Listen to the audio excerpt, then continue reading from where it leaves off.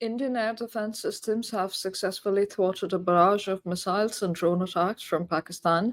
And the odd part is, despite sufficient video evidence of these attacks across the Indian night, the Pakistani government wants people, including Western media, to believe that no such attacks were launched. This was actually a retaliatory escalation against India's Operation Sindoor, which has been ongoing. And I did want to make a video about it earlier, but I'm traveling for work, making it rather impossible. I'm very jet lagged, but I have been following and posting about it since it began. And for all of those people who had been thinking that there would be nothing, there would be no kinetic action, and the abeyance of the Indus Water Treaty was as far as India would go, and then look for diplomatic off ramps to offer to Pakistan, this is not that time. As I have predicted many times before, there was always going to be kinetic action at a time and place of India's choosing.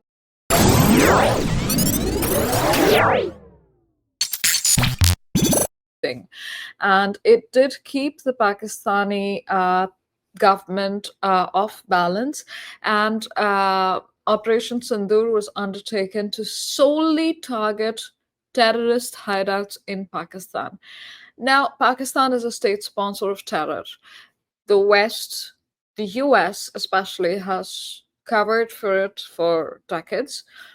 They've used it, sometimes unknowingly funded it. For example, they helped with $10 million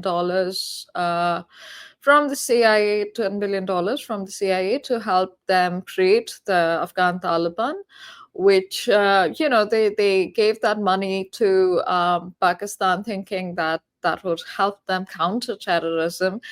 But when they're the ones to breed it, it becomes a bit of a laughing matter. How bad can your analysis be? It has to come from a place of pure delusion. It's not good natured.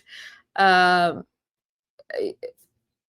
Good natured analysis at that point, just giving someone the benefit of the doubt when they have had a history of sponsoring terror and genocide in its neighborhood. So, coming to Operation Sindoor. Uh, After India launched attacks on 9 sites that also included decimating the madrasa and the surrounding areas where Masood Azhar, the most wanted terrorist, international terrorist, um, was supposed to be, conducting terror activities, was one of the targets. And this was actually 100 kilometers into Pakistani territory, and this included no Indian airplane flying into. So we've not crossed Pakistani airspace at all. It was our missiles and drones that have breached their airspace. And this was a very restrained, very targeted attack on purely terrorist hideouts. Despite which, so all of this cover of Pakistan not sheltering terrorists and being involved in counterterrorism goes out of the window, because as soon as this happened, the Pakistani state retaliated by firing across to India to try and target not just India's military bases, but civilian outposts. So Poonch bore the brunt of it, with 15 civilians dead, and the visuals have been horrifying. And then they just add to the fury that Indians felt after 22/4 in Pahalgam. And the images of the child with his head split open, and these are Muslim children, right? The Pakistani state deliberately chose a gurudwara which left 3 Sikhs dead, and a school with a majority of Muslim students going there along Poonch. So it's not, religion is something that they claim to hide behind, and there are a lot of Indian Muslim activists within these borders who are actually advocating for the Pakistani position at this time. But the Pakistanis don't seem to care about their Indian brethren because they are shelling uh, these outposts knowing that Muslim civilians live there. So that is their version of, jihad. And I don't think that Indians on this side of the border should ever fall for such things. But well, it is an ideological battle after a point, and there is so much dissuasion can do. On the other hand, we of course have so many proud Indian Muslims serving in the Indian Armed Forces, and Colonel Sophia Qureshi has become one of the faces of the Indian briefings with regards to Operation Sindoor. Now, when this happened, the first 9 targets were hit. Rather shortly after that, to people who were following this, it was announced that it was just phase 1 and 12 more targets were pending. These were again very targeted towards terrorist outposts. And well, we haven't actually completed that. But since then, Pakistan has really sort of tried to overwhelm India's air defense systems by creating that barrage of attacks. And Jammu district and Jammu city have been one of its targets. And then along the Rajasthan border, so Gujarat, Punjab, Rajasthan, and Jammu Kashmir have been some of the every part that shares a boundary with every state that shares a boundary with Pakistan has not only been on high alert, conducting mock drills and war readiness programs, but also they have actually been under actual attacks, missile attacks from Pakistan. And thank goodness, thank the gods, but India's air defense systems have proven extremely good at sort of making sure that none of the missiles hit the Indian targets. And some of the cheaper attacks, drones, have actually tried to scout air defense system locations, because that's how India, in retaliation, has destroyed Lahore's air defense systems. So these are typically mobile, and they're dynamic. They are trying to find out where these systems are located in order to try and get to them, and then create a scenario where there is no way to for the civilians and the military to then escape. But India has the S-400, the Russian systems that we purchased bypassing the CATSA sanctions that would have been imposed by the USA during the lockdown, and has become the talk of the town. But we must understand that DRDO and BEL have also proven themselves, because the Akash Tir and the L-70 by Bofors, which has been upgraded by Indian institutions, Indian PSUs, they have also proven extremely effective. So it's not just the S-400. There have been other defense systems that have worked in a very integrated manner to stem these attacks. And Jammu especially has, I have people very close to me living there, and I've requested updates every hour. It has been a harrowing 24 hours. I was very grateful that I could speak with 2 of them the night that it happened, and know that they were safe and not really feeling panicked. Everyone was holding their own despite the blackouts, despite the drills, despite the air raid sirens. Everyone was very brave and very relaxed, honestly, compared with what someone might imagine. There was no panic. People are still going about their jobs. And if you see the videos of the college students capturing the missile swarm attacks in Jalandhar in Punjab, that is also extremely heartening to see, because all these young students, they're screaming, but also really just catching the sides of the Pakistani missiles being downed, intercepted by India's air defense systems. And the visuals are exceedingly similar to the attacks by Hamas on Israel. During after October 7th. And it seems like a more desperate measure. Yes, of course, Pakistan has seen visits from high-ranking Hamas officials, and a lot of their playbook when it comes to propaganda, when it comes to these desperate measures, have followed the same playbook.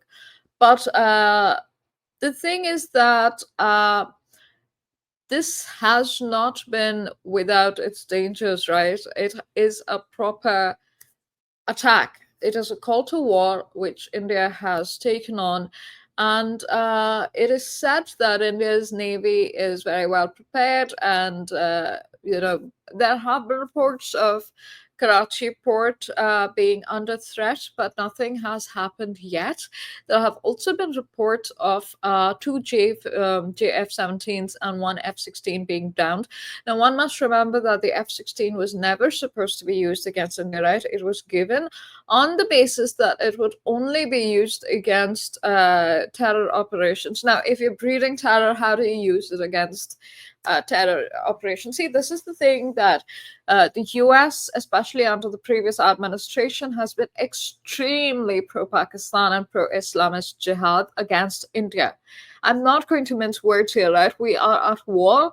We have been at war for a long time. We've tried to couch it in diplomatic terms. I, especially as an international relations geopolitics analyst, have tried to be more balanced about it, but I don't think that this sort of situation can afford balance. It can afford only truth and undisguised truth. So euphemisms will not cut it, but let's not kid ourselves. The Democrat establishment has allowed for Ilhan Omar, who was a sitting representative in the US Congress, to visit Pakistan-occupied Jammu Kashmir, and Eric Garcetti to be their ambassador to India, who has been an absolute disaster, right? He has taken positions that have advocated in favor of the regime change in Bangladesh that has been extremely jihadist, extremely Islamist, allowed for the Jamaat-e-Islami to take over a lot of the Bangladesh functions, and against the more secular government of Sheikh Hasina. And then again, really not supported India while apparently being its ambassador, being an ambassador to the country. In any of its pursuits, back channel diplomacy was very hard to. It worked, and a lot of it was due to India's rising hard power. And I will say, and I've written this as well on X. If you follow me there, you should. If you don't follow me there, you should. I go by Sagarika_S over there. And the thing is that, excuse me, I've said that India's military is honestly, I think it is the world's best, regardless of statistics. Being war tested has more benefits, like actually war tested has more benefits than any amount of war games and exercises, but also our extremely strategic, independent procurement decisions, despite the internal and external lobbies that have been trying to sway us a certain way, have been proven to be very effective. S-400 is Russian, and the US wanted to sanction any country that was going to buy Russian. But look, we've bought oil from Russia, we've bought these defense systems from Russia without the sanctions. So it took a lot of deft diplomacy behind the scenes. And it also took a lot of economic heft to be able to afford an adequately designed military that is, that does not require emergency procurement. You must have seen that Turkey and China sent emergency contingents to Pakistan. Now, it's not like we didn't order, the drones and things like that also from on an emergency basis. But the truth is that we were extremely well prepared when compared with our Western neighbor. And as such, I will, issue my humble commendations to everyone making those decisions, but also to the Indian military And I mean, imagine, I'm still very struck by how Jammu has been protected. And oh, by the way, they've also tried to attack Harmandir Sahib, the Golden Temple in Amritsar. And it was one of the many destinations that they were trying to target. Jalandhar, Jaisalmer, Jodhpur have all been, attempted to be attacked.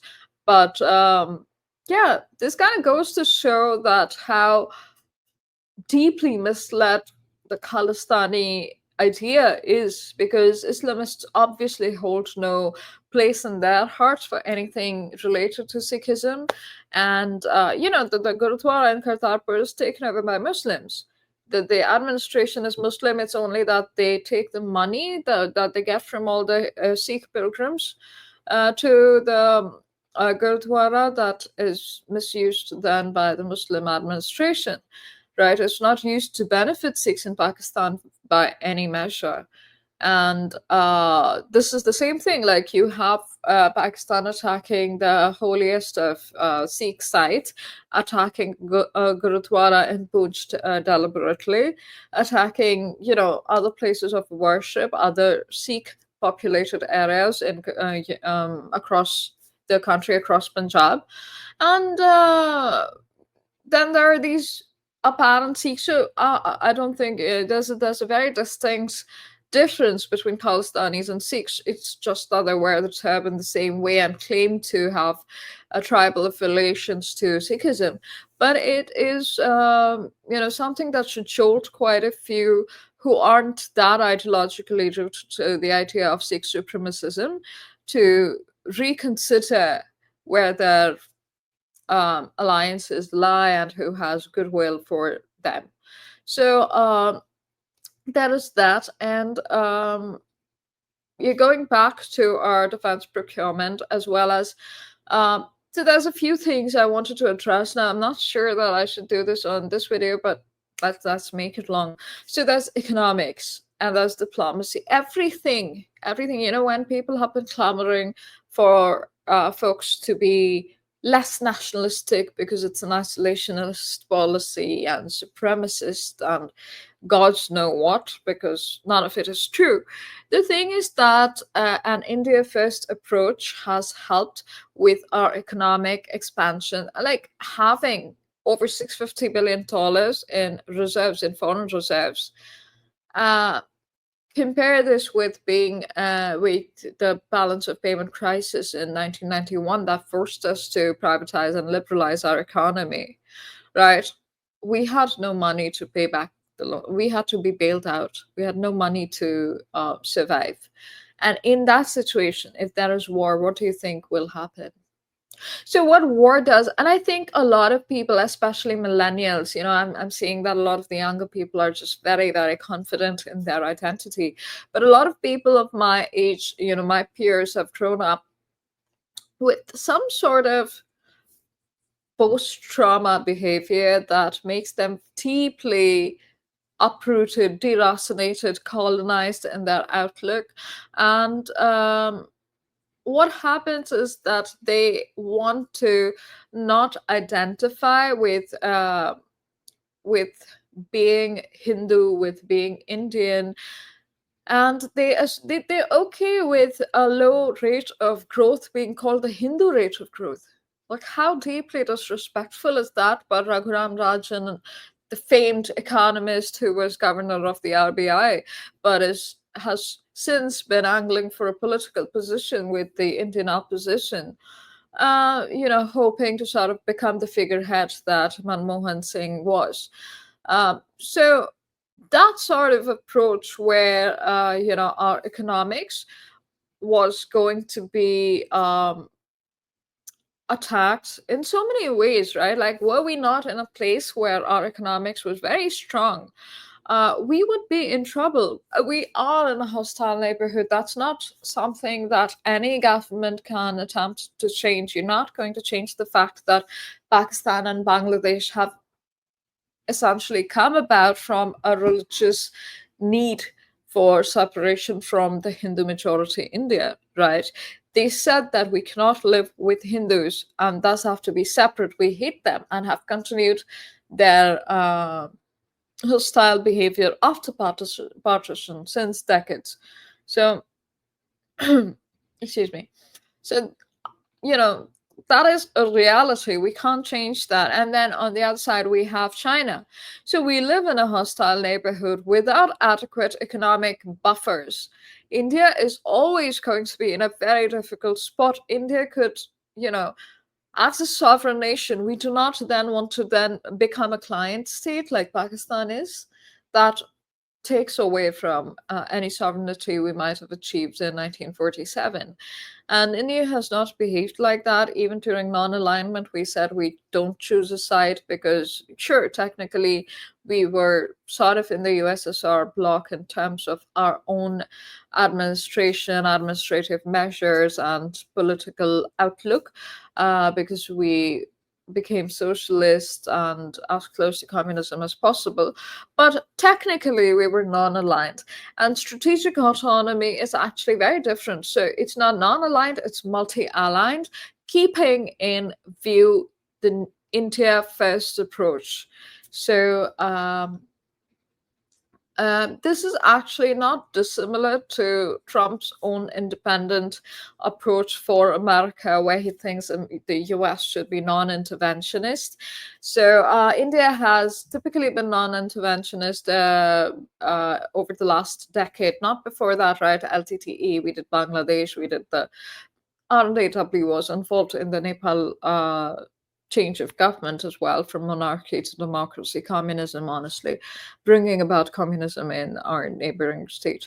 So, but over the last decade, we've just decided to be an economic growth machine, but also buff up our military procurement when it comes to all three forces, right? Air Force, Navy, as well as the Army, Indian Army. They have adequate equipment.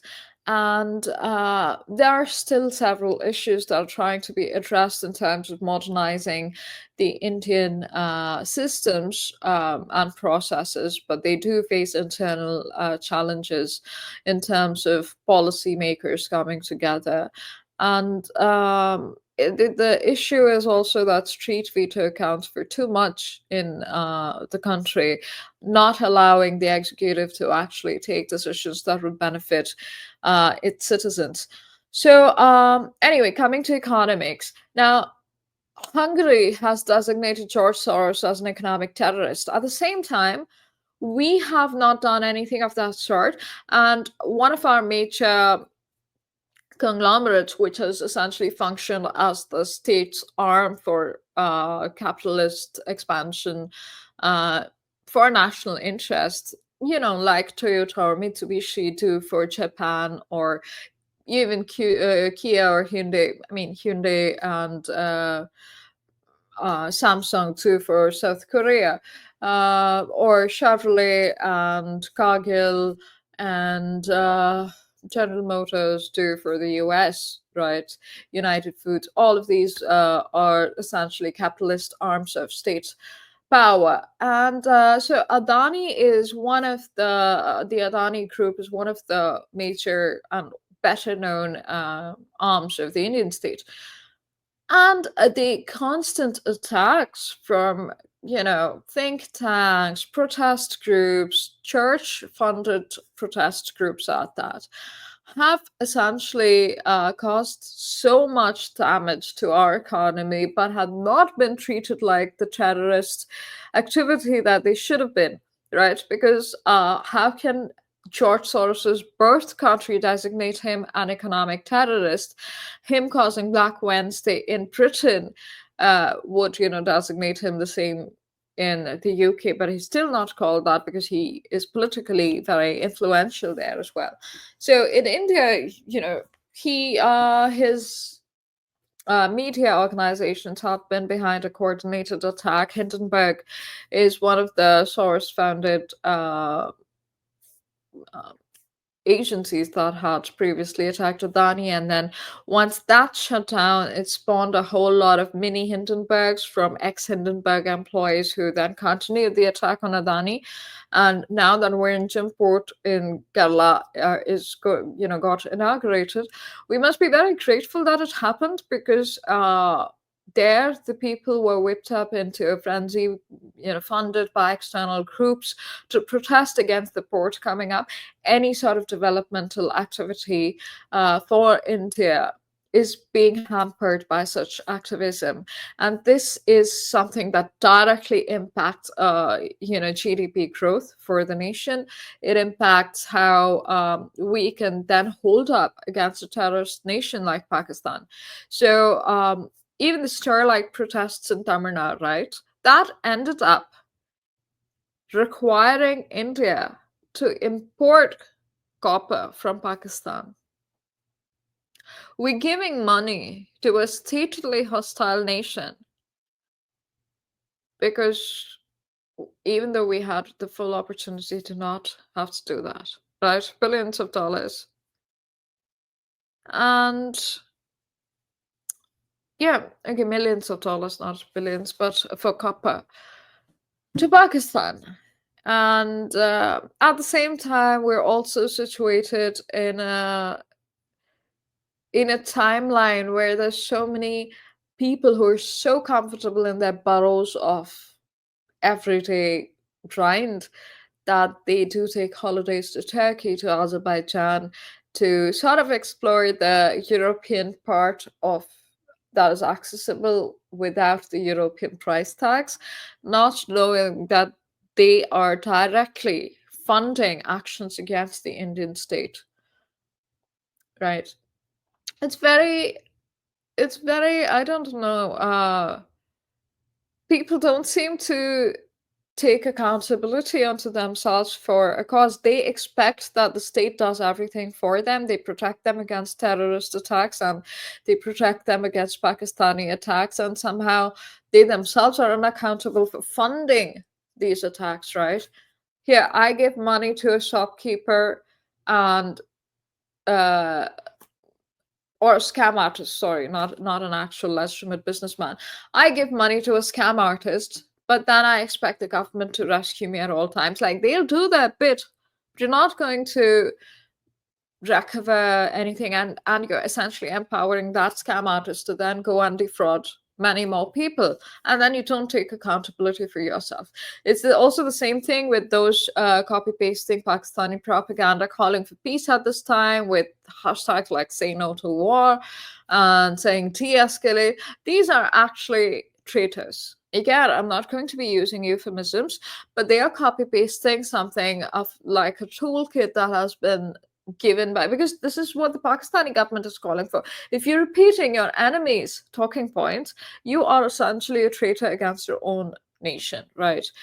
When we are at war, at a time of war, you do not call for something like this. You do not call for peace during a terrorist attack. Only, when Hindu lives are lost, that's a time when you can't advocate for solidarity or peace or any of that. But when India retaliates against something that affected its citizens, that's when you decide. And this is very similar to how the Hamas propaganda played out as well. It's the perpetrators, when they get attacked, the initial perpetrators of violence, when they finally get their comeuppance, that's when people start protesting against war, not when violence is initiated, right? We had 26/11, we had Pulwama, we've had Pahalgam. We've had scores of terrorist attacks while growing up in the 90s and 2000s. And no one called for peace then. They blamed us. Even now, it started with blaming the government for intel failure. Are you serious? You have no idea about how intelligence works, right?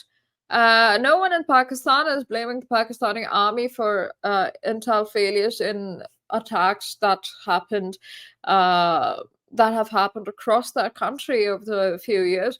But when it comes to India, it's very easy to blame the government. Somehow that's the go-to. That's what I'm saying, that there's no accountability in citizens. And that's very, very disturbing.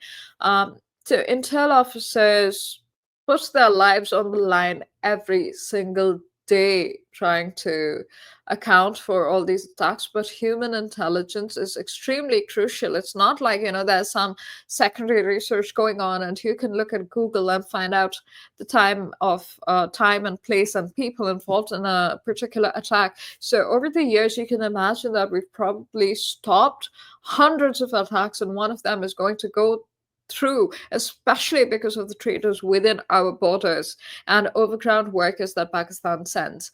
And having that situation and being so situationally unaware that you live in a hostile territory and having no solidarity with the people you expect to protect you is it's a very disturbing trait as a human being, honestly, extremely ungrateful. And then to say that the government failed. Well, it's not like the perpetrators of the attack were blamed. It takes away blame and it takes away responsibility from the actual terrorists and puts the onus on someone who had really nothing to do with the attacks. And they also, again, this is something I've mentioned in a previous video, it's very difficult to have security forces stationed in the area of Pahalgam, in the tourist spot in Pahalgam where this happened, because it's closed off. Now, a terrorist can get in and get away, especially with local help, which is what happened. But one, the security forces would make the tourists and the business people there uncomfortable, causing a loss in business.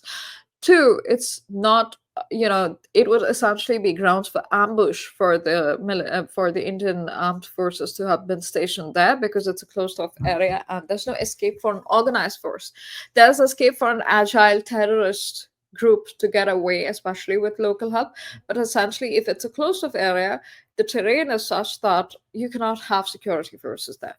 So just essentially, these are not well thought out analytical things, just saying that, oh, don't we have a right to question?